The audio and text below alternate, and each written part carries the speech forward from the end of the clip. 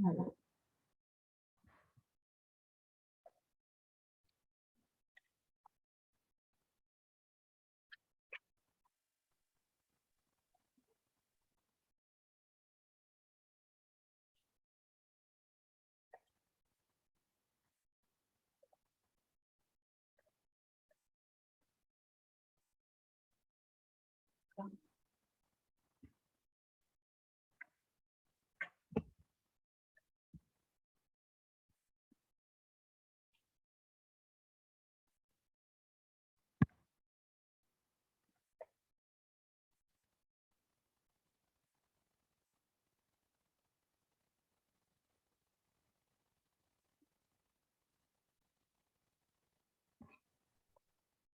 Parfait, les connexions arrivent.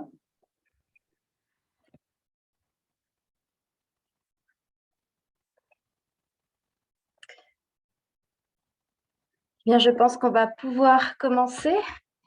Alors, bonsoir à tous et bienvenue pour cette nouvelle visioconférence Euroguidance, la première de cette année scolaire 2022-2023, sur le thème « Partir pour améliorer son niveau de langue ».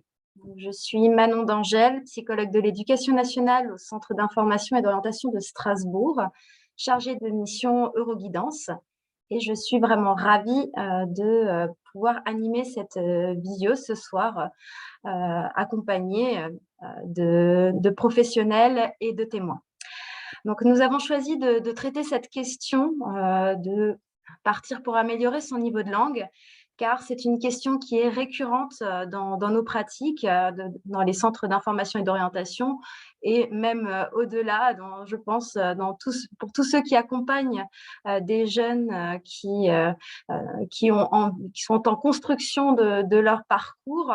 Eh bien, il y a très souvent cette question, partir, mais partir comment? Partir pourquoi exactement? Eh bien, pour améliorer son niveau de langue. Donc, effectivement, c'est une des motivations premières de départ à l'étranger. C'est celle qui apparaît souvent en premier lorsqu'on demande pourquoi partir? Eh bien, pour se perfectionner en langue, que ce soit dans le cadre de ses études, de son stage, d'une année de césure ou autre. Alors, il existe de multitudes de façons de partir à l'étranger et toujours dans cet objectif d'amélioration de ses compétences linguistiques, en fonction de son statut, de son niveau de diplôme, des finances qui sont mobilisables, des objectifs, de la durée aussi envisagée de la mobilité. Et nous ne pourrons pas forcément voir tout en détail ce soir, mais grâce aux intervenants et aux témoins, on va pouvoir essayer d'en appuyer peut-être certaines un petit peu plus que d'autres.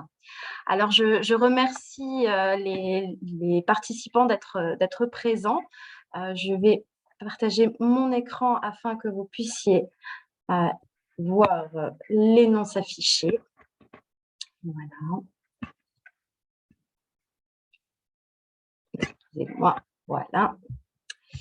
Donc, nous avons Dorothée Gabanou, qui est psychologue de l'éducation nationale au Centre d'information internationale de Lyon, qui nous accompagne ce soir. Nous avons Madame Marie-Laurence Perrichon, qui est directrice de l'organisme de séjour linguistique ISPA. Nous aurons deux témoignages, celui de Monsieur Léopold Aubin-Martinez, qui a participé au programme Youth Extension du Rotary Club, et Monsieur Théophile Raymond, qui a vécu une période d'échange Erasmus+, dans le cadre de ses études. Alors, depuis le début de cette présentation, je parle de nous. Alors, qui sommes-nous? Eh bien, le réseau Euroguidance, c'est le réseau européen pour l'orientation en Europe. C'est un ensemble de centres ressources pour l'orientation en Europe, précisément, qui a pour vocation de développer la dimension internationale et européenne dans les activités d'orientation. Donc, nous sommes un ensemble de centres ressources. En France, il y en a 5 pour l'éducation. Le centre d'information et d'orientation de Lille, celui de Strasbourg, si on part du nord vers le sud, celui de Lyon, puis celui de Marseille, ainsi que l'ONICEP, qui nous accompagnent pour notamment la diffusion de l'information. Et vous avez deux centres ressources, enfin deux ensembles de centres ressources pour tout ce qui concerne la formation continue et l'emploi, que sont le Centre Info situé à Paris et le réseau des Cariforef. Alors, qu'est-ce que l'on fait? On fait de l'information et du conseil, on produit des ressources documentaires, on a créé aussi des modules de formation professionnelle, on participe à des événements, on organise également des événements et nous sommes là principalement au départ pour les professionnels de l'orientation, mais nous avons comme public secondaire eh bien, tout le grand public, les lycéens, les étudiants, des personnes en reconversion professionnelle, etc. Voilà. Alors, notre outil principal, c'est notre site internet. Puisque nous sommes peu sur le territoire, nous essayons de mettre un maximum d'informations sur notre site et tout ce dont on parlera ce soir eh bien, sera disponible sur notre site, donc à www.euroguidance-france.org. Voilà. Alors, que vous sachiez, il y a un chat que vous pouvez utiliser afin de poser vos questions ou de commenter ce qui est dit. Donc, n'hésitez pas à intervenir. Nous relayerons les questions aux participants. Et puis, pour commencer, on va peut-être tout d'abord juste faire un petit sondage, juste pour voir si le chat fonctionne bien. Et je vais vous demander de répondre à la question de qui êtes-vous? Alors, qui êtes-vous? Pas forcément votre nom et votre prénom, mais plutôt si vous êtes un lycéen, un étudiant, des parents, un professionnel de l'orientation ou de l'éducation, des enseignants, des chefs d'établissement. Voilà, un petit peu qui êtes-vous? Donc, je vous laisse répondre dans le chat.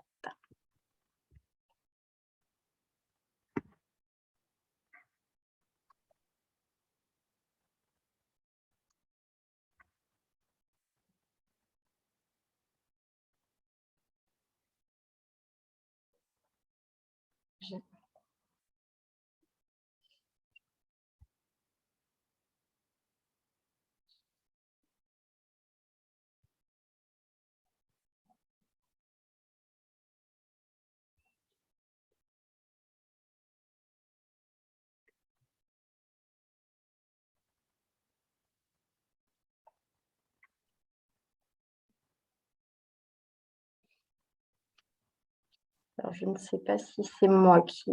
Il y a un souci, mais je ne vois aucune... Ah, voilà. Donc, nous avons parents, lycéens, enseignants, un petit peu différents profils. Très bien. Et d'où venez-vous? De quelle ville?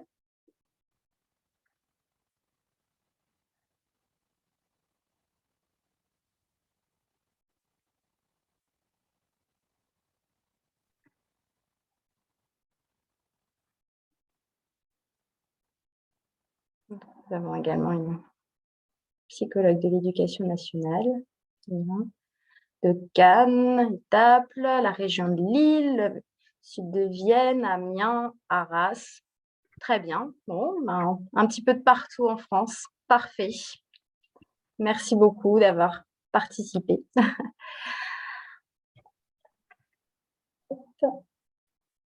Voilà, donc, eh bien, on va vous expliquer un petit peu comment va se passer cette visioconférence. Nous sommes partis en fait de situations que nous rencontrons très régulièrement dans nos pratiques, des questions qui sont récurrentes à la fois dans les mails ou dans les entretiens que nous menons. Que nous avons décidé d'illustrer.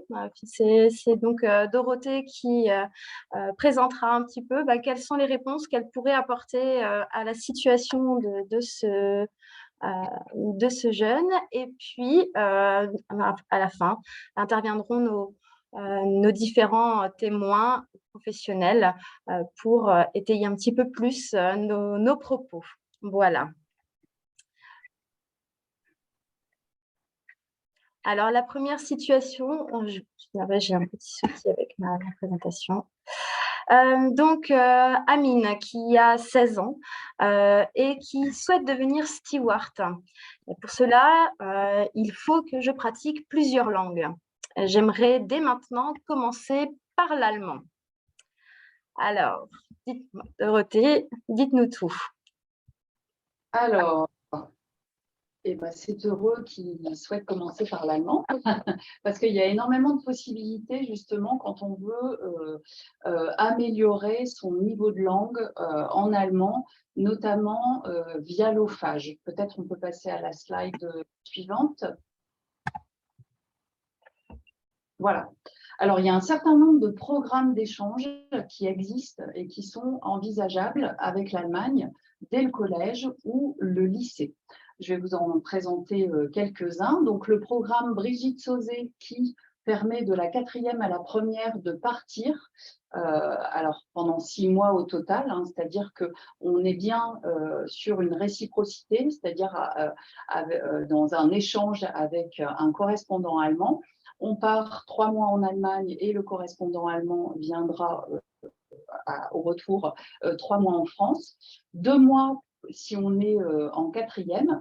Les correspondants sont à trouver par les familles, mais les familles peuvent tout à fait être aidées alors par l'ophage, hein, parce qu'il y a une plateforme qui permet justement d'être mis en lien avec des correspondants, ou par les DAREC, j'en reparlerai un petit peu plus tard, pour trouver un correspondant. Les dates d'échange sont aussi à définir par les familles. Attention aussi en fonction du niveau de classe dans lequel on est et en prévision, je pense à la classe de 3e, des épreuves du diplôme national du brevet. Voilà, ce sont des choses qu'il faut garder en tête. Donc, c'est la possibilité d'avoir un correspondant allemand et puis de vivre une immersion à la fois en lycée en Allemagne et puis dans la famille, bien sûr, donc de vivre un peu culturellement à l'allemande pendant 3 mois.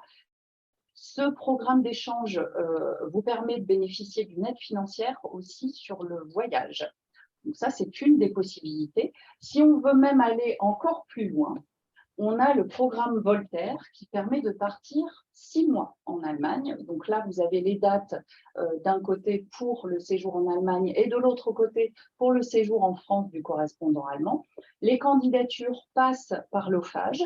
L'échange bénéficie aussi d'une aide financière. Donc là, à la fois sur le voyage, mais aussi une petite aide financière, 10 € par semaine en plus. Donc voilà, je trouve que c'est aussi intéressant et ça montre la mobilisation de l'OFAGE, notamment sur ce type de programme.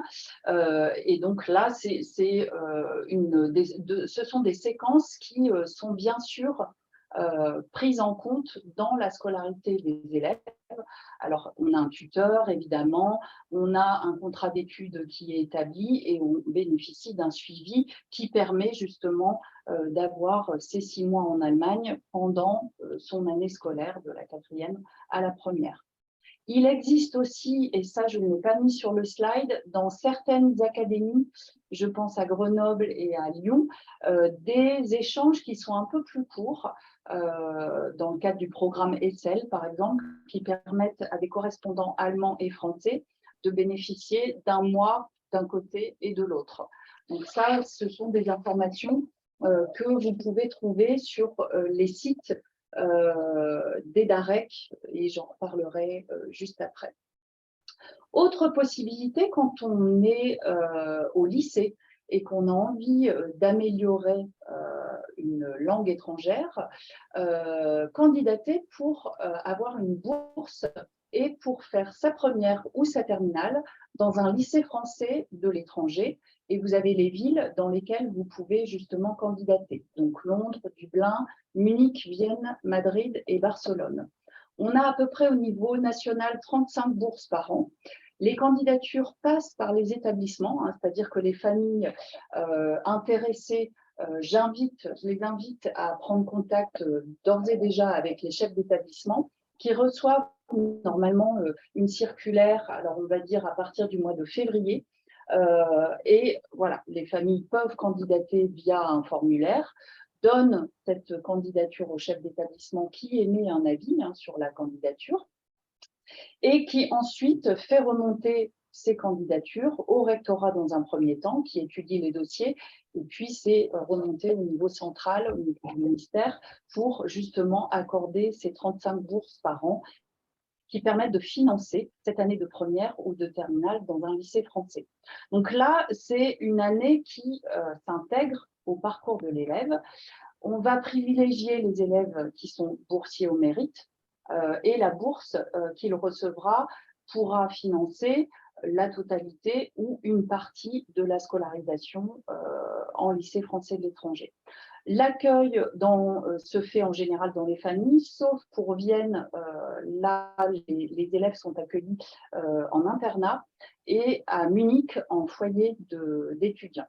Et ça, c'est proposé à des élèves de première et de terminale qui préparent plutôt un bac général. Hein. Donc attention, il faut regarder les spécialités qui sont proposées dans ces différents lycées, sauf pour Barcelone qui permet aux élèves d'STMG d'avoir une mobilité. Donc là, certes, on est dans j'allais dire, un contexte français et dans un système éducatif français, mais on bénéficie bien entendu d'une immersion en dehors, je dirais, de l'école, et même qu'on retrouve à l'école hein, de toute façon, qui permet d'améliorer son niveau de langue et puis de vivre une expérience culturelle intéressante. Autre possibilité, alors on sort un petit peu du scolaire, ce sont les échanges de jeunes qu'on peut envisager dans le cadre du programme Erasmus+. Le principe, c'est voilà, de permettre à des jeunes de se rencontrer sur des projets communs, en fait, et d'échanger via des ateliers, des exercices, des débats, des activités diverses. Sur un temps voilà, de 5 à 21 jours, le voyage n'étant pas inclus dans cette période-là. Les jeunes concernés sont des jeunes de 13 à 30 ans. Il faut avoir quand même 18 ans pour diriger un groupe et les candidatures se font forcément via une organisation, c'est-à-dire que ce sont des groupes de jeunes qui sont déjà constitués, qui ont déjà monté un projet et qui vont s'adresser à une organisation qui va les aider à mettre en place en fait leur projet, oui, au niveau d'Erasmus+. Là encore, il y a une aide financière, à la fois pour le voyage et pour les activités. Donc, voilà, on est sur une mobilité qui permet de goûter un petit peu à l'internationalisation et qui, forcément par la rencontre d'autres jeunes de son âge, permet à la fois les échanges linguistiques et les échanges culturels. Encore une autre possibilité, les chantiers de jeunes bénévoles, les chantiers internationaux de bénévoles, qui peuvent être des expériences qu'on vit en France ou à l'étranger.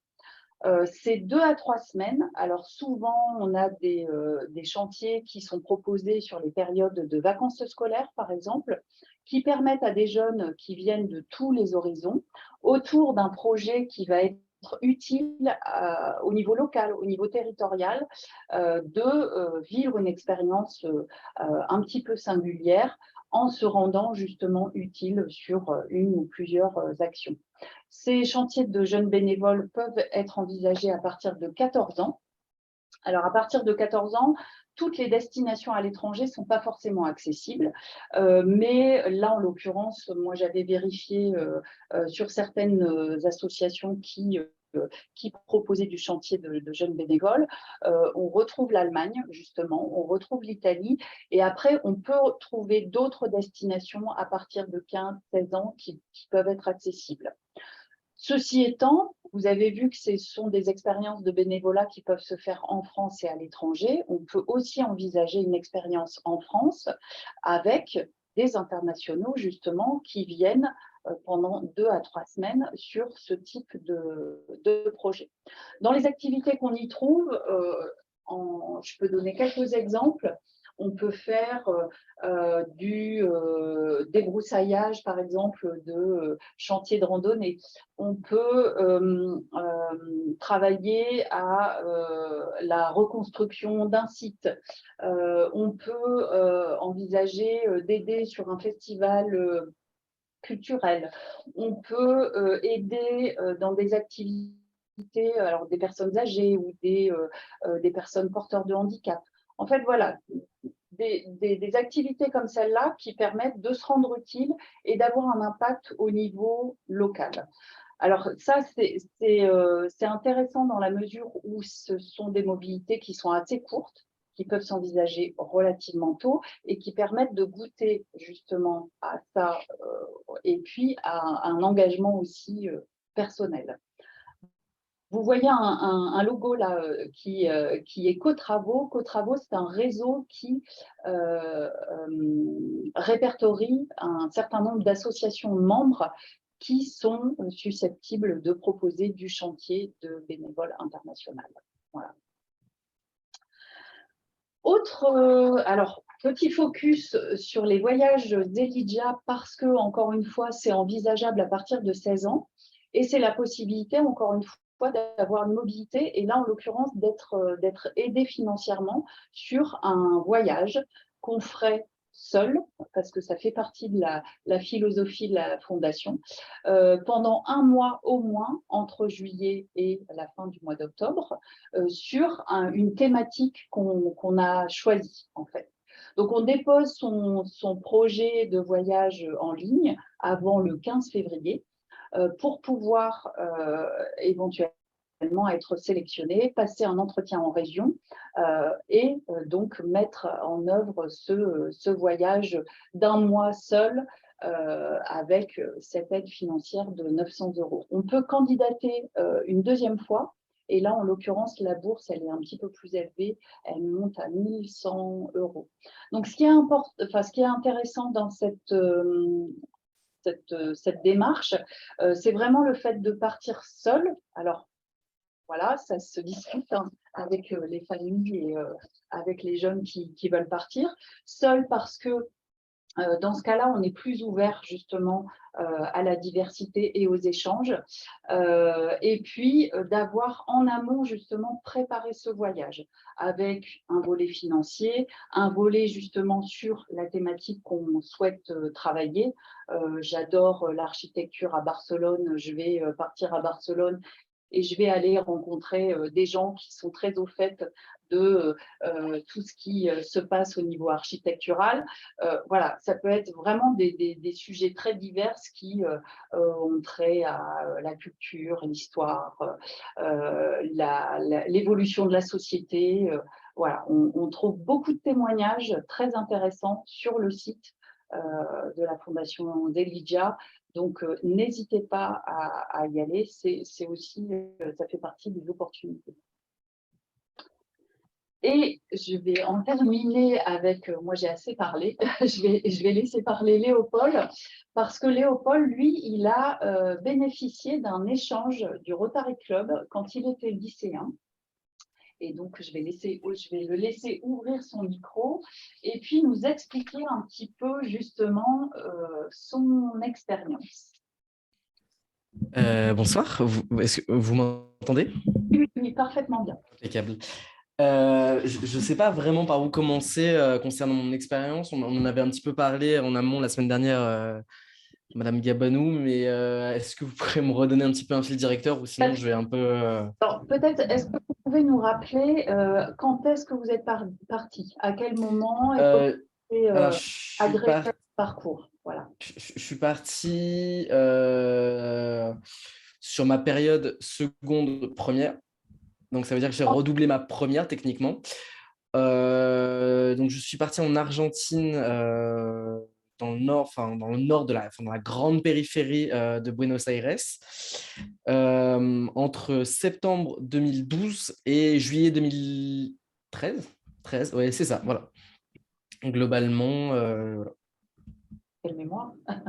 Donc, vous disiez que vous aviez refait votre première, mais alors, ce n'est pas tout à fait ça. Vous êtes parti entre la seconde et la première. Voilà, donc du coup, j'ai fait ma seconde en France, je suis passé en première, j'ai pas fait ma première, donc du coup, j'ai eu cette année de césure. Et quand je suis revenu en France, là, en revanche, j'ai fait ma première, effectivement. D'accord. Et Voilà. donc, est-ce que vous pouvez nous expliquer un petit peu comment s'est passée votre préparation du voyage et voilà, qui vous a accompagné justement pour mettre en place cette mobilité? Oui, tout à fait. Alors, peut-être pour revenir un petit peu sur les prémices. Alors, excusez-moi, il y a mon... je vois qu'il y a ma caméra qui m'a lâché. J'entends. Euh, Super. Euh, Ce qui m'a poussé à partir, c'était un réel besoin de changement, une période où j'en avais peut-être besoin. Alors, je ne saurais peut-être pas l'exprimer avec les mots les plus précis, mais oui, j'avais une véritable envie de voir du pays, entre guillemets. J'ai eu la chance à ce moment-là que dans l'immeuble dans lequel j'habitais, il y avait une personne qui était au Rotary Club euh, et qui a justement qui a parlé à ma mère à ce moment-là du programme d'échange du Rotary Club qui se passe en deux temps pour celui qui part, pour la personne qui part et pour la famille qui laisse partir son enfant. Alors l'enfant part et la famille va recevoir trois enfants différents. Comme ça se passe pour l'étudiant, moi j'ai vécu dans trois familles différentes et ma famille a accueilli durant cette année, a accueilli trois étudiants différents. C'est comme si, Léopold, les familles faisaient un échange d'enfants, en fait. Tout à fait, tout à fait, tout à fait. C'est exactement ça. Donc moi, je me suis pris un peu tard. Normalement, il fallait s'y prendre au mois de septembre. Donc pour ceux qui aimeraient partir, c'est peut-être un peu... Enfin voilà, ce sera au mois de septembre qu'il faudra commencer à faire les démarches pour pouvoir partir. Il y a des sélections, évidemment, pour valider ou non la maturité de l'étudiant, le pays dans lequel il veut partir ou non, parce que typiquement, je vais prendre un cas, un enfant qui a 15-16 ans et qui aimerait partir en Inde. Voilà, il y a des questions qui vont se poser, évidemment. C'est peut-être pas le même paradigme, passer de la France à l'Inde et voir un paradigme de vie qui est complètement différent. Là, c'est sûr. Enfin, voilà. En tout cas, il y a des questions qui se posent à ce niveau-là.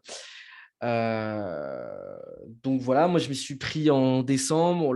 C'est un dossier assez complet qu'il faut fournir quand même, qui demande un petit peu qui on est, pourquoi on veut partir, quelle est notre famille, quel est notre entourage de façon générale. Et voilà, je crois que sur cet aspect, il y a surtout la personne qui m'a un petit peu, ma marraine, entre guillemets, du Rotary Club, qui m'a un petit peu accompagné. Et voilà. C'est ça, hein. Donc, si je vous écoute, il faut avoir un parrain ou une marraine, effectivement, du Rotary Club. Oui, Et on n'est pas forcément obligé d'adhérer non, pas du tout. Voilà, Pas du d'accord. tout, pas du tout. En revanche, on est bien sur une réciprocité. Vous partez, mais votre famille s'engage à accueillir des jeunes gens en échange. Obligatoirement, oui. D'accord. Est-ce que vous pourriez nous redire un petit mot des vœux que vous aviez formulés? Oui, oui. Vous étiez parti en Argentine, mais Ouais, ouais. Alors, évidemment, on va dire que Alors, comment dire? Peut-être que j'ai commencé par ce qui est la réalité, peut-être un petit peu l'expérience et les retours que j'en ai. Euh,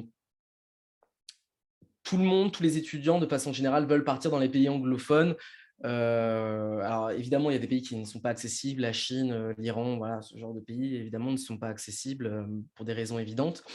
Mais tout le monde va essayer de choisir l'Australie, États-Unis, Canada, ce genre de pays. Alors, pour, on va dire, les extra-européens, ils vont tout de suite... alors, ça va être un choix, un panel de choix qui va être un peu plus élargi. Mais en général, nous, en tant que Français, en tout cas, le retour que j'en ai, c'est vouloir partir dans les pays, dans les autres continents du monde, ce qui est tout à fait faisable. Mais là où il y a une problématique, c'est que tout de suite, il y a une compétition entre les étudiants qui va se faire de la sélection des pays hôtes. Évidemment, comme il y a 150 étudiants et 40 familles qui peuvent accueillir en Canada ou en Australie, il va y avoir une sélection sur dossier des étudiants. Moi, j'avais choisi à peu près comme tout le monde, finalement, voilà, je ne suis pas dans l'originalité. En premier vœu, Australie. En deuxième vœu, la partie États-Unis, Canada, et enfin, parce qu'on nous demande de choisir des pays linguistiquement, enfin 2 pays qui peuvent avoir la même langue et enfin en choisir au moins 2 différents de langues différentes. Moi, j'avais choisi l'Argentine. Mais comme je m'y suis pris un peu tard pour faire mon dossier, toutes les sélections des pays Australie, États-Unis, Canada ont été faites. Je me suis retrouvé en Argentine. Ce dont il faut faire attention, enfin bon, peut-être que je vais peut-être un peu trop vite sur ce genre de choses, mais partir aux États-Unis et de façon générale, partir avec cet organisme ne garantit pas de partir à Los Angeles, ne garantit pas de partir en fait, dans les grandes villes des pays. Plus généralement, on va se retrouver, comme moi, tout à fait, dans un village très clairement, où il y a des inondations, il y a des coupures de courant, ce qui permet une intégration beaucoup plus facile et enfin une intégration beaucoup plus facile. Dans une grande ville, on a tendance, les gens ont tendance à être beaucoup plus individualistes et à ne pas entourer l'étudiant qui va arriver. Voilà. Donc, Donc, vous voulez dire en fait que tous ceux qui rêvent de grandes villes, oui. de foisonnement culturel, etc., finalement, le fait de se retrouver dans un milieu peut-être un petit peu plus rural, ou en tout cas, on va trouver plus de proximité, ça aide aussi à l'adaptation quand Tout à fait, ouais. on est ailleurs. C'est Tout à intéressant. fait. Faut éviter de penser qu'on va arriver à New York si on choisit États-Unis-Canada. On va plutôt se retrouver dans l'Oregon, dans le Wyoming. C'est peut-être un peu moins vendeur, mais en tout cas, c'est la réalité, quoi. Alors, nous avons des questions sur le chat. La première, c'est est-ce que c'est forcément pour 1 an de partir avec le Rotary? Il me semble qu'il y a des programmes de 6 mois, mais alors le Youth Exchange, c'est 1 an, c'est 9 mois minimum. Et la deuxième question est budgétaire. Le budget est de combien? Voilà. Eh ben, c'est pas enfin, alors, c'est pas si cher que ça. Ça reste dans mon souvenir, il y a quand même des frais de dossier qui sont à régler, mais qui sont de quelques centaines d'euros. Mais la seule chose qui est à régler obligatoirement, ça va être les billets d'avion. Alors, ça peut être relativement élevé dans le pays dans lequel on va, mais on va dire que c'est ce qui est obligatoire. Voilà, de payer. Après, moi, je recevais de l'argent de poche de mes parents, même si sur place, normalement, il y a aussi une argent de poche qui est versé par le club Rotary qui reçoit l'étudiant, mais c'est ça. Donc, le budget, c'est quelques centaines d'euros, il me semble, pour le dossier et les billets d'avion en fonction de là où on va.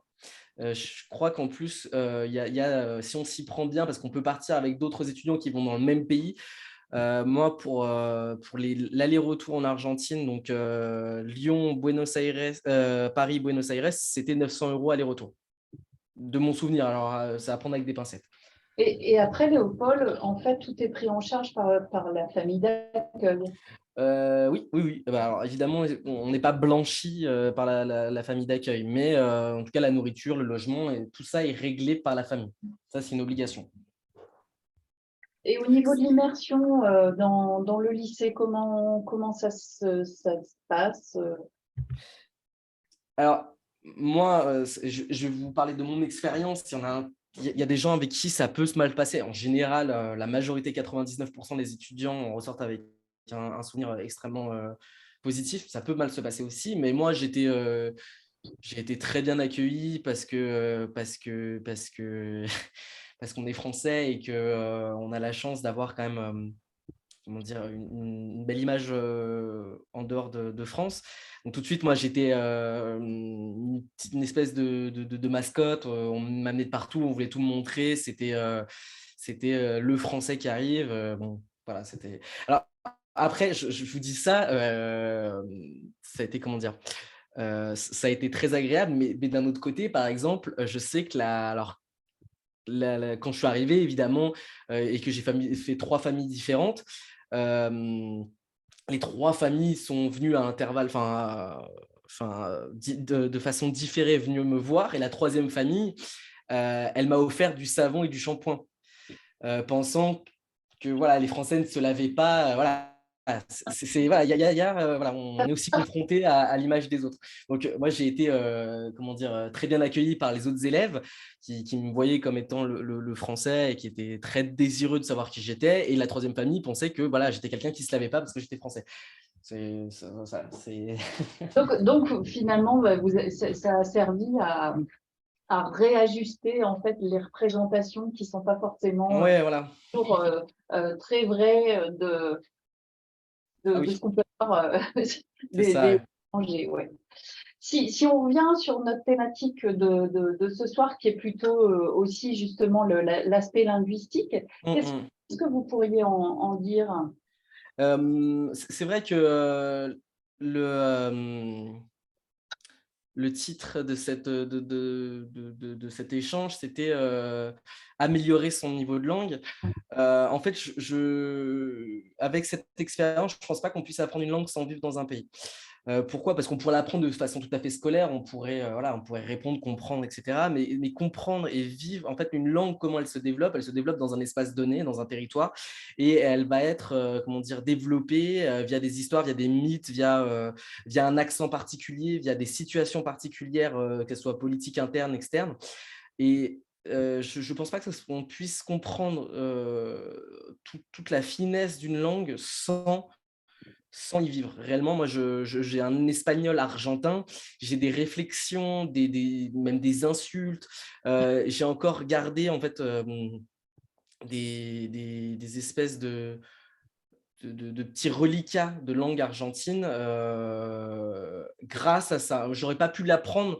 Il n'y a aucun manuel scolaire, aucune série regardée en version originale qui puisse véritablement nous enseigner, enfin, nous permettre de parler une langue. Voilà. Moi, ça a été, pour vous dire un petit peu, en espagnol, pour parler de la première personne du singulier, donc du je, on dit yo. Et c'est ce qu'on va apprendre en espagnol castillan, donc en espagnol d'Espagne. Mais en Argentine, ils prononcent CH, le Y. Donc, ça va dire chaud. Voilà, pour dire chaud, me llamo Léopold. Mais ça m'a mis quand même 3 mois, moi, à comprendre que c'était la même chose. Enfin, ça paraît tout bête, mais c'est des choses. Et maintenant, n'importe quel Espagnol pourra me le dire avec son accent à lui, yo, je pourrais le comprendre, mais sans y vivre, voilà, je peux comprendre comment dire, un Vénézuélien, un Guatémalais ou un Espagnol sans cette expérience. Je ne sais pas si ça aurait été possible d'avoir ces réflexes et ces connexions qui se font. Donc, ça signifie voilà, que ça montre l'importance de l'immersion pour avoir justement cette précision par rapport à finalement ce qui serait caché voilà, quand on ne vit pas dans un pays, en fait. Tout à fait. D'accord. Et est-ce que vous pouvez nous dire un petit mot, parce que je vois l'heure tourner, de juste votre retour en France? Alors ça, c'est une expérience qui est tout à fait partagée par l'ensemble des étudiants. Dans un premier temps, la réadaptation est très dure parce qu'on vit une année très intense, parce qu'on découvre mille et une choses, on vit mille et une expériences, mille et une histoires qui nous sortent de notre quotidien, et on va dire qu'on vit à une intensité qui est exceptionnelle. Voilà, on ne dit pas ça tous les jours, ce qu'on vit là-bas.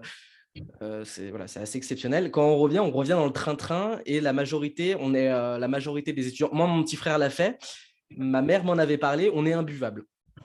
Parce que c'est dur, voilà, il y a un espèce de sas de décompression dans lequel on n'est pas bien. Voilà, on a vécu des amours, on a vécu des expériences. C'est très dur de se rendre compte qu'en fait, on revient, que les personnes ont, voilà, que la vie a continué sans nous, que voilà. Ces quelques mois passés, ces quelques mois où on n'est pas forcément, parce que, enfin, on revient, on est quand même très content de revoir tout le monde, mais au moment où on se rend compte que la routine reprend son cours, voilà, qu'on doit aller en cours, que bah, il y a forcément un petit temps de réadaptation qui doit se faire.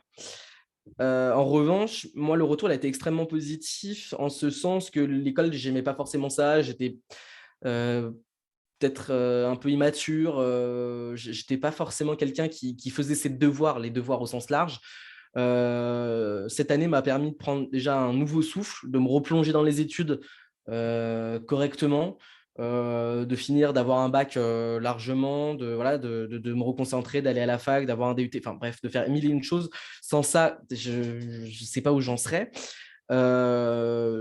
Ça, voilà, ça permet quand même un bon maturité qui est quand même, assez important et qui, voilà, moi, ça m'a remis à un moment où voilà, j'étais pas, au moment où je suis parti, j'étais pas forcément le plus, comment dire, j'étais pas bien dans ma peau, scolairement parlant, c'était compliqué, je savais pas où je voulais aller. Cette année m'a permis réellement de me recentrer sur moi-même, de trouver une forme d'équilibre, d'être à l'école moins un acteur perturbateur, mais aussi de me concentrer et d'avoir, voilà, de suivre une scolarité beaucoup plus normale. Voilà. Ouais, Léopold, franchement, je pense qu'il n'y a rien à ajouter. J'adore votre franc-parler et parce que vous dites les choses positives, mais vous dites aussi les choses qui sont peut-être un petit peu plus compliquées. Et voilà, je pense que vous avez le mérite de rester vrai et je vous remercie pour votre témoignage. C'est normal. Ah, Manon, ton micro. Effectivement, un grand merci pour ce témoignage. Pas de problème. Voilà, donc on va passer à une deuxième situation. Voilà. Donc, Lucas, qui a 17 ans, donc on va essayer d'aller un petit peu plus vite pour celui-ci, pour pouvoir accueillir les témoignages et voilà. Donc, qui est en terminale au lycée et qui j'aimerais m'améliorer en langue. Je pense peut-être à prendre une année sabbatique après le bac. Et comme Parcoursup approche, je me questionne. Voilà. Donc, eh bien, Dorothée, qu'est-ce que vous pourriez proposer à Lucas? Eh bien, qu'est-ce que nous pourrions proposer? Prendre des cours en école de langue. Donc, je vais faire synthétique parce que je préfère laisser la parole aux deux témoins qui doivent encore justement l'apprendre. On peut s'inscrire à un cours directement dans une école de langue. Vous avez énormément de ressources sur le site français du réseau Euroguidance. Là, on a mis des petits visuels. À chaque fois que vous allez dans les études dans tel pays, vous avez toujours une rubrique « Apprendre la langue du pays » dans laquelle vous pouvez trouver les liens qui vous permettront de trouver les écoles reconnues dans les pays en question. Voilà, donc ça, c'est une possibilité. Et puis, Madame Perrichon parlera tout à l'heure de la possibilité de passer par un organisme de séjour linguistique. Autre possibilité, faire une année préparatoire à l'université. Alors, je dirais que là, ça s'adresse peut-être plutôt à des jeunes gens qui envisagent de faire des études à l'étranger, la totalité de leurs études, et qui n'auraient pas forcément le niveau en langue suffisant pour les faire directement après le bac. Donc, sur les sites des universités, on trouve des informations sur voilà, des cours qui s'appellent Preparatory Courses, International Foundation Year, des cours de langue et qui peuvent être associés à des cours disciplinaires selon les disciplines qu'on souhaite étudier par la suite, donc ou scientifiques ou tertiaires. Alors, il y a juste Léopold qui dit qu'il va devoir partir, donc je le salue très chaleureusement et je le remercie beaucoup pour son témoignage. Bonne soirée à vous. Bonne soirée, Léopold. Autre possibilité, moins scolaire, je dirais, toujours dans l'optique de vivre une expérience en immersion, les volontariats et notamment le Corps européen de solidarité qu'on peut envisager à partir de 18 ans, qui permet de faire une mission en fait d'intérêt général, de solidarité dans une organisation, dans un pays d'Europe ou partenaire de l'Europe, en étant financé sur ce volontariat. Hein. Donc le financement permet d'avoir son transport, son logement, sa nourriture pris en charge et d'avoir un peu d'argent de poche. On participe au travail quotidien d'une organisation. Le travail quotidien, c'est hebdomadaire, c'est de 30 à 35 heures par semaine. Et puis, on a la possibilité de rencontrer aussi d'autres volontaires européens dans le cadre de rassemblements qui sont proposés au moins en début d'année, en début de mission, je dirais, et puis en fin de mission. Donc là, il faut s'inscrire sur le portail européen de la jeunesse, passer par une organisation d'envoi en France et regarder un peu les opportunités qui s'offrent à vous dans ce cadre. Autre possibilité de partir à l'étranger, envisager de faire un séjour au pair. Alors là, en l'occurrence, il faut être majeur la plupart du temps. Il y a quelques pays qui, a priori, permettent à partir de 17 ans d'être jeune homme ou jeune fille au pair, mais de manière générale, c'est plutôt 18 ans. Et là, on peut envisager un placement ou via une agence de séjour au pair ou un organisme de séjour linguistique, ou en prenant contact directement avec une famille via une plateforme de mise en lien direct. Pour faire ça, il faut aimer les enfants, parce qu'on va passer beaucoup de temps avec les enfants, et il faut aussi envisager peut-être d'autres types d'activités, voire de prendre des cours de langue par ailleurs, parce que on reste sur l'amélioration du niveau de langue. Si on est toute la journée avec des enfants en bas âge, bon, c'est peut-être pas de cette manière qu'on va forcément vraiment gagner en vocabulaire et en syntaxe. Mais ça reste une opportunité, bien entendu. Petit plus peut-être, possibilité avec le programme Discover EU d'avoir une carte d'abonnement Interrail gratuite en répondant à certaines questions sur le portail européen de la jeunesse, et puis de découvrir l'Europe de manière individuelle ou en groupe. Là aussi, c'est quelque chose qui permet de bouger à moindre coût et qui permet d'échanger évidemment avec d'autres personnes dans la mesure où on voyage en Europe.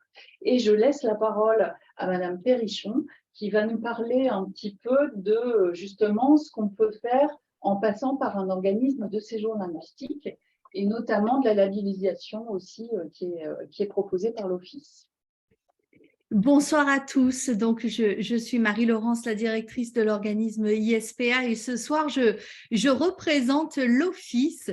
L'Office est une organisation qui regroupe plusieurs professionnels dont le métier est de faire voyager nos jeunes Français à l'étranger et c'est donc le choix de voyager avec le cadre rassurant d'un organisme labellisé par l'Office, puisque l'Office a pour mission donc d'établir une charte de séjour de qualité et de s'assurer que chaque membre labellisé respecte cette charte pour la qualité des cours, la qualité de l'accueil scolaire, universitaire ou en école de langue, mais également l'encadrement pour les logements. Donc voilà, partir avec un organisme labellisé de l'Office, c'est avoir cette sécurité-là aussi que certains jeunes et parents cherchent. Donc je ne sais pas si dans le chat on va donner le lien du site, je préfère le donner, c'est www.l'office.org. Et donc, dans le cadre du projet de cette étude de cas d'un jeune de 17 ans qui veut faire une césure et qui se demande si ce qu'il faut faire donc, dans Parcoursup, eh bien, je l'encourage à le faire parce que une année de césure post-bac, ça apporte bien sûr la langue, mais comme l'a très bien dit Léopold, ce n'est pas uniquement linguistique. Je vais vous expliquer techniquement comment on fait un séjour linguistique, les budgets aussi qu'il faut prévoir. Mais déjà, je veux vous encourager parce que humainement, c'est très beau de pouvoir grandir, sortir de sa zone de confort, visiter un autre pays, faire de belles rencontres, grandir humainement et mieux se connaître, mieux connaître sa culture quand on a la chance de voyager.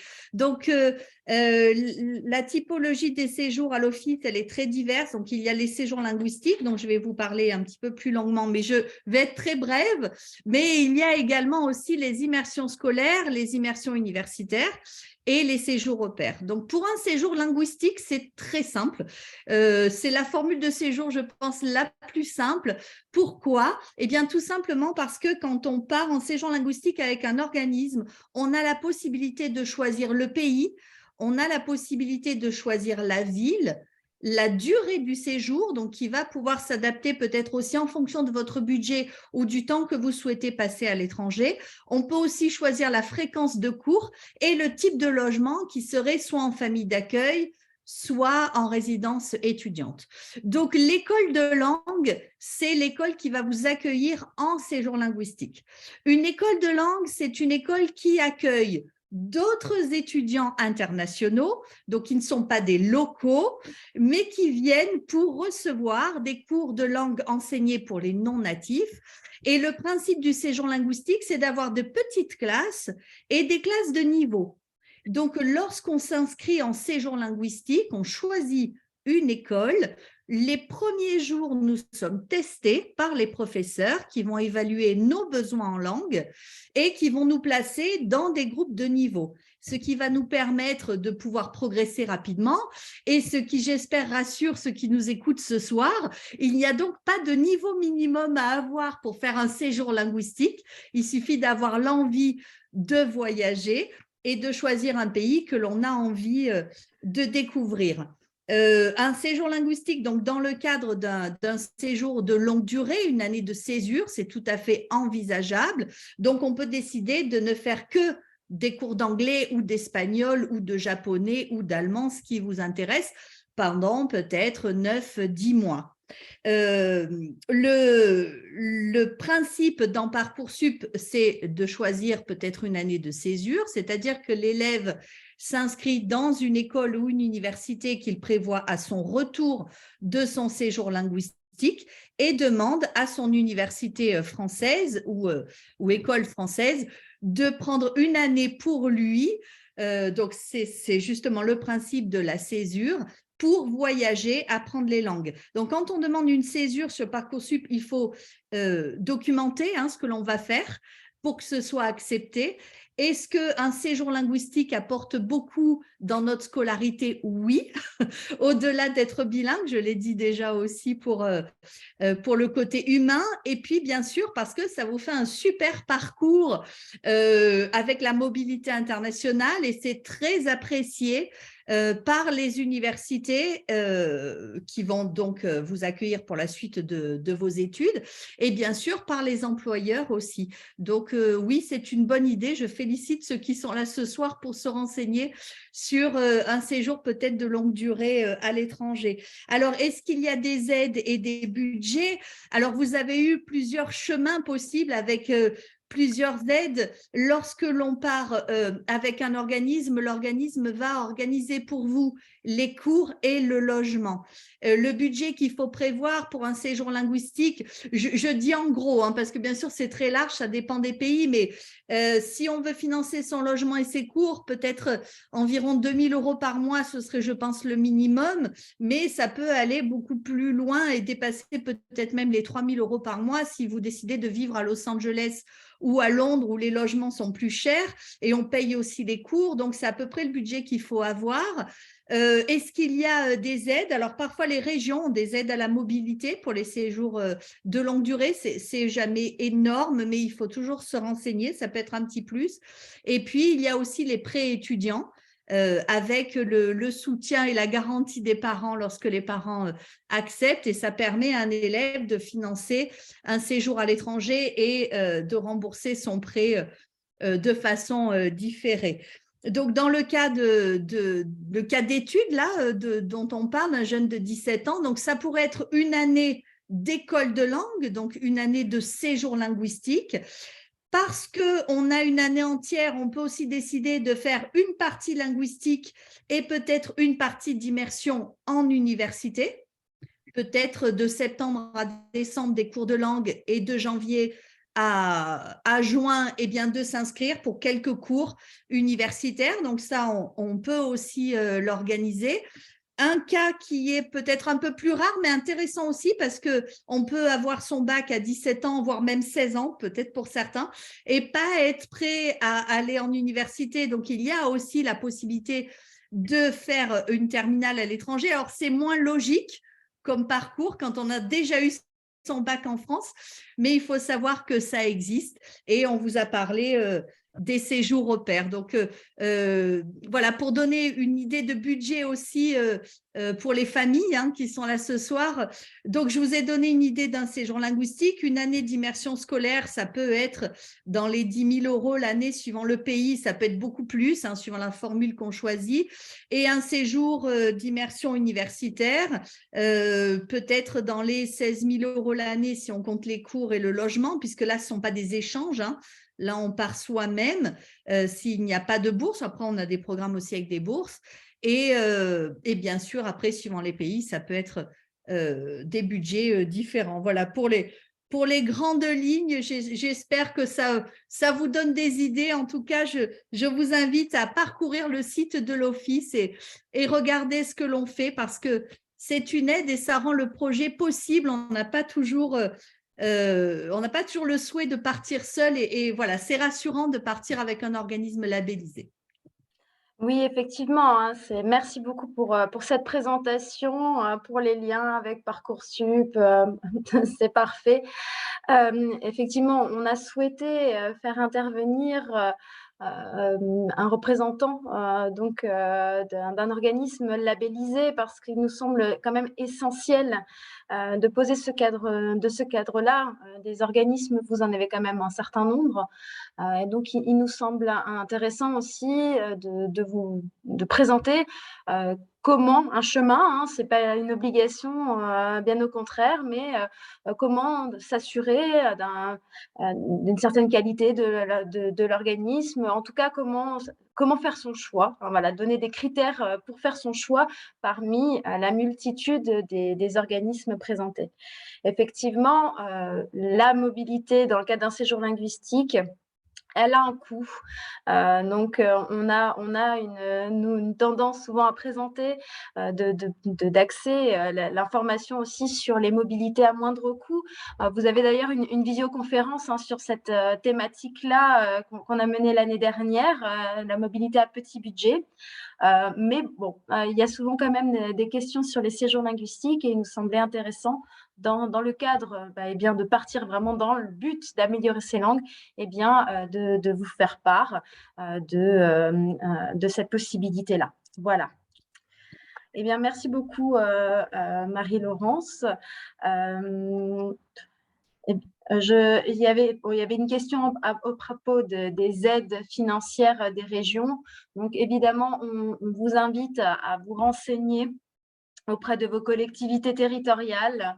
Il y a parfois des aides financières qui peuvent se cumuler entre elles. On le verra avec les programmes d'échange et notamment Erasmus+. Mais il y a la possibilité effectivement parfois d'avoir une aide financière, même si elle n'est pas importante, elle est toujours présente par les départements, par les régions, parfois par la ville si elle a un jumelage. Donc, n'hésitez pas à vous renseigner de ce côté-là, effectivement. Voilà. Donc, on passe à notre dernière étude de cas. Il s'agit de Emma, qui a 20 ans et qui est étudiante en deuxième année de licence de physique et qui aimerait donc partir pour améliorer son anglais. Alors, dites-moi, Dorothée, qu'est-ce que vous pouvez lui proposer ? Merci Manon. Est-ce qu'il est possible d'avoir les slides suivants, à moins que chez moi uniquement ce soit bloqué? Super. Rapidement, quelque chose qui, je pense, est de plus en plus connu, qui s'appelle l'échange de services, qu'on peut envisager à partir de 18 ans. Voilà, c'est la possibilité de partir, là encore, en réduisant les coûts de la mobilité, se rendre utile, c'est-à-dire aider un particulier ou une association pendant une durée qui est déterminée, hein, c'est assez flexible. Alors, les hôtes qui accueillent, les bénévoles les accueillent en général au moins une semaine, et puis après, ce sont des accords qui se prennent justement de manière individuelle. C'est la possibilité donc de partir, d'aider un particulier ou une organisation. En échange, vous êtes logé, nourri. Donc en échange du service rendu de 4 à 6 heures par jour. Donc là, on a mis des visuels de certaines plateformes qui permettent justement de trouver des hôtes susceptibles d'accueillir des bénévoles sur des choses très très différentes. On peut être accueilli dans une auberge de jeunesse pour aider à faire le ménage et accueillir les personnes qui arrivent. On peut être accueilli chez un particulier qui a une chambre d'hôte ou une ferme équestre, et on va être attendu pour aider à s'occuper des animaux. On peut parfois s'occuper aussi des enfants de la famille. Il y a vraiment différents types d'activités qui sont envisageables. Et là, ça peut être la possibilité de partir sur une période estivale quand on est aussi suffisamment autonome pour le faire, bien entendu, et de goûter un petit peu à la mobilité et à une immersion culturelle un petit peu différente. Autre possibilité, je reviens à cette jeune fille qui était en 2e année de licence. Voilà, alors elle apprend la physique à l'université. Je ne sais pas si elle se destine à l'enseignement, mais il est possible de devenir assistante français à l'étranger. Ce sont des missions qui durent une année scolaire, qui nécessitent en général d'avoir validé au moins une L2. Alors, en fonction des destinations, ça peut être un petit peu différent, hein, ça peut être L2, L3, et qui permettent d'accompagner des jeunes, alors dans le secondaire, voire à l'université, sur tout ce qui est justement linguistique, hein, donc de faire des groupes de conversation, des ateliers de conversation, de faire des ateliers ludiques justement pour s'exercer en français et de bénéficier soi-même d'une immersion justement dans un pays étranger. Le niveau, alors en général demandé, est le niveau B1, donc qui n'est pas non plus forcément trop élevé, à vérifier pour chaque destination dans la langue du pays souhaité. Il y a environ 1400 postes d'assistants de langue qui sont proposés par France Éducation Internationale par an dans au moins 25 pays. Donc, n'hésitez pas à aller sur le site de France Éducation Internationale et voyez dans quelle mesure, avec votre parcours universitaire, vous pouvez vivre cette expérience d'assistant de français à l'étranger. Pour information, la commission Fulbright permet également accorde également quelques bourses pour être assistant de français aux États-Unis. Et pas tout à fait sur les mêmes critères, hein, ils sont un peu plus exigeants en langue, mais c'est aussi une possibilité. Et je vais terminer rapidement sur les programmes d'échange Erasmus+ ou bilatéral. Bilatéral entend un échange entre la France et un pays hors Europe, qui se font entre établissements, donc entre universités, entre écoles et universités, qui sont gérés par les services des relations internationales des écoles, des universités en France, et qui permettent de faire une partie de ces études dans le pays partenaire, avec un temps de formation qui est validé en France et le diplôme qui va être préparé en France. La mobilité peut se faire à partir de la 2e année dans le cadre d'études, mais souvent ça se fait en 3e ou 4e année. Elle peut être d'un semestre ou d'une année par cycle d'études, c'est-à-dire dans le cycle licence, dans le cycle master et éventuellement dans le cycle doctorat. On peut avoir une allocation, vous voyez qu'elle est variable selon la destination.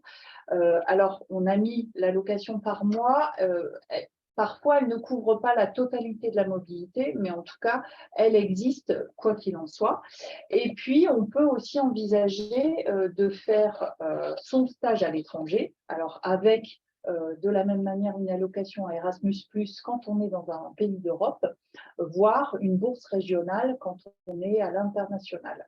Là, j'ai mis un petit visuel, une brochure qui a été réactualisée par le réseau Euroguidance français qui s'appelle Stage en Europe, qui donne justement des pistes pour trouver un stage en Europe. Et puis, le petit logo d'ESN, qui est le réseau des étudiants Erasmus+, dont peut-être Théophile aura le temps de nous parler après son témoignage, parce que lui, il a vécu justement une mobilité dans le cadre d'Erasmus+, alors qu'il était, je reprends mes petites notes, en dernière année en fait de son cursus en école d'ingénieur.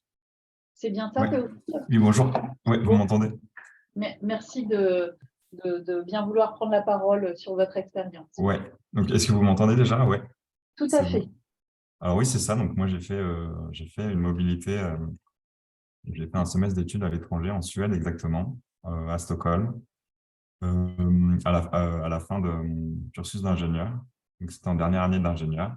Donc je suis parti 6 mois comme ça, de août à décembre, et voilà, j'ai pris des cours là-bas dans l'université à Stockholm, et donc c'était une super expérience. Donc je suis parti dans le cadre d'Erasmus+.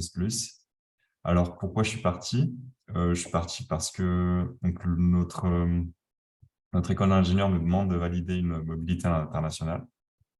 C'est de moins de 2 mois. Donc, ça peut être un séjour, ça peut être un stage, ça peut être un semestre d'études, ça peut être, je ne sais pas, plusieurs choses qui sont possibles, une année sabbatique. Et moi, j'ai choisi du coup le programme Erasmus+, et donc le séjour d'études. Et puis oui, moi je suis parti aussi pour améliorer mon anglais. Et puis les pays nordiques, ça parle plutôt bien anglais, donc et je voulais rester en Europe, et donc j'ai choisi la Suède comme ça. Et ça a été une super expérience au niveau personnel, au niveau des cours que j'ai pu avoir, le partage. On découvre plein d'étudiants qui viennent de toute l'Europe. Et oui, pour l'anglais, du coup, ça aide beaucoup aussi à améliorer son anglais. Est-ce que quand on avait échangé ensemble, vous aviez évoqué justement une plateforme qui vous avait aussi permis de vous tester? Ouais, alors je crois que c'est dans le programme Erasmus+, ils nous demandent donc de passer un test en amont, donc avant notre mobilité, et puis après, pour voir un peu si on s'est amélioré, je crois, en anglais. Donc ouais, on a passé un petit test, mais c'était juste pour Erasmus, pour qu'ils gardent un peu une trace, un peu qu'ils gardent quelque chose de notre mobilité, quoi, qu'on ne part pas, vu que c'est pas des vacances, il faut quand même justifier que ça a fonctionné, qu'on a appris des choses. Et c'est le cas? Ah oui, tout à fait.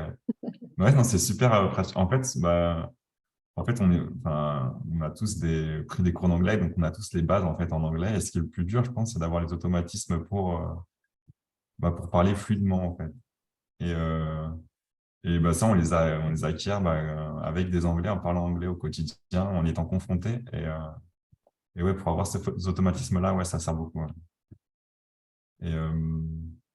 Et donc voilà, et puis donc, un séjour de 6 mois. Bon, au début, le premier mois est assez compliqué. Faut se mettre dedans. On réfléchit encore en français et on essaye de faire la traduction dans notre tête. Donc ça, on perd du temps. Je veux dire qu'on va discuter avec quelqu'un. Mais après, ça rentre assez vite et au bout d'un moment, on est de plus en plus à l'aise. Et même s'il y a des fautes, c'est pas grave. On arrive même si on ne connaît pas un mot, on arrive à contourner un peu, trouver une autre manière de dire. Et puis oui, on a acquis du vocabulaire aussi avec le temps. Et ouais. Et de toute façon, quand on est obligé de parler anglais, au bout d'un moment, ça rentre. Hein. Quand on va faire ses courses en anglais et qu'on est obligé de parler anglais, on est obligé de s'y mettre quand on est à l'étranger. Puisque personne ne parlera français. Et justement, à ce propos, quand on avait échangé, vous m'aviez parlé d'un petit piège quand même qu'il fallait éviter quand on partait dans un programme Erasmus+. Ouais. Alors, le truc, c'est que les Français, en Europe, en tout cas, il y en a beaucoup dans tous les pays d'Europe. C'est-à-dire, peu importe la ville où on va aller, il y aura des étudiants français. Parce parce qu'on est quand même un des gros pays d'Europe aussi. Et oui, le piège, c'est, enfin, je vous conseille, si vous partez dans un échange Erasmus+, c'est de plutôt traîner, donc rester avec des étudiants, on va dire, européens et pas français, parce que sinon, naturellement, vous allez parler français. Ça ne va pas vraiment vous aider à améliorer votre anglais. Après, ça dépend dans quel est votre objectif en allant à l'étranger. Si c'est de rencontrer, si c'est juste de voir du pays, enfin, si c'est pour apprendre l'anglais, voilà, c'est dommage de rester avec des Français. Parce qu'il y en aura de toute façon, vous allez. Et puis, vu que c'est ça qui est bien aussi avec Erasmus, c'est que qu'on voyage en Europe et du coup, la culture est plutôt similaire à la culture française. Donc, on n'est pas complètement dépaysé, on a quand même des repères. Il y a plein d'expatriés français. Enfin, ça reste très européen, quoi, comme la culture française. Et du coup, enfin, c'est assez simple de se faire payer. Peut-être si on voulait conclure, parce que je vois qu'on a dépassé l'horaire qui était indiqué, dire que finalement, votre expérience, elle a été importante parce qu'aujourd'hui, vous êtes bénévole dans l'association ESN. C'est ça. Donc, peut-être en dire un petit mot. Ouais, du coup, comme la plupart des bénévoles de l'association, on a tous fait une mobilité avant et c'est en revenant en France qu'on a eu ce petit pincement au cœur de se dire « ah, c'est fini ». Et à notre tour, enfin, on a bien aimé notre mobilité, à notre tour de faire en sorte que les personnes qui viennent à Lyon puissent passer le meilleur séjour possible. Et donc voilà, on aide, on accueille les étudiants étrangers qui arrivent sur Lyon et donc on fait plusieurs initiatives. On va les aider en amont dans les démarches administratives, les accueillir sur place, faire en sorte qu'ils rencontrent du monde, organiser des visites de ville pour leur parler de la culture française, qu'est-ce qui existe, etc.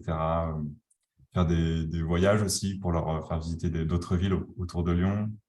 Et puis, on les aide aussi s'ils ont des problèmes, s'ils ont besoin d'acheter, s'ils ont besoin d'objets, on peut leur prêter, leur donner, des choses comme ça. Enfin, on fait tout en sorte pour que leur mobilité se passe au mieux possible. Et donc oui, voilà, on a tous fait une mobilité dans l'association, donc on a tous, enfin, ça beaucoup, je pense, la majorité des personnes qui partent en échange Erasmus+, reviennent vraiment contents. Et c'est une super expérience. Et ouais, on en a des super souvenirs tous. Merci beaucoup pour ce beau témoignage également. Et puis, Manon, je te laisse le mot de la fin. Très bien. Voilà, on a essayé de faire un petit peu le tour sur différentes possibilités de mobilité lorsqu'on a envie de s'améliorer en langue, et ce, quelle que soit la langue. On a parlé un peu de l'allemand, on a eu un témoignage en Argentine, on a eu un témoignage dans un pays scandinave. Du coup, je ne sais, je vous ai même pas demandé si vous aviez appris quelques mots en suédois. Non, quelques mots, oui. Je n'ai pas pris de cours en suédois. Bon, voilà, mais je suis pas resté assez longtemps pour. On me demandait pas de valider un niveau en suédois. Mais à partir d'un an, je crois que c'est obligatoire de valider un A1 ou A2 dans la langue, dans le pays dans lequel on est.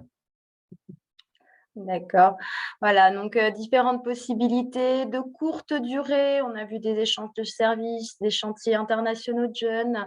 On a parlé des échanges de jeunes, de la bourse Elijah. Donc, un certain nombre de possibilités de courte durée, puis des possibilités de plus longue durée qui nécessitent parfois une année de césure, un volontariat à l'international, un séjour au pair, des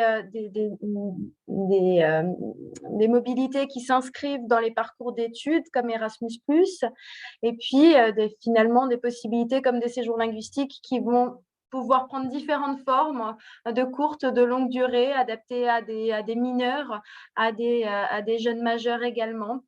Voilà, donc un peu à travers le monde. Donc, finalement, différentes possibilités qui vont pouvoir se mettre en place pour vous à différents moments de votre parcours. On n'est pas forcément obligé de partir directement pendant les années lycée. On peut aussi envisager de partir plus tard en fonction de sa maturité, en fonction tout simplement d'avoir besoin de rester un petit peu chez soi encore un moment. Voilà. En tout cas, ce qui est très positif, ce sont les témoignages. Je pense que les deux témoins que nous avons entendus ce soir nous ont donné envie de partir. J'espère que ça vous a donné également envie de partir. En tout cas, n'hésitez pas à contacter le réseau Euroguidance si vous avez des questions sur la mobilité. Nous sommes disponibles pour y répondre. Et sur ce, je vous souhaite de très belles fêtes de fin d'année. Je remercie encore une fois Madame Gabanou, Madame Perrichon, ainsi que nos deux témoins, donc Théophile Raymond et pardon, j'ai le nom. Excusez-moi, fin de soirée.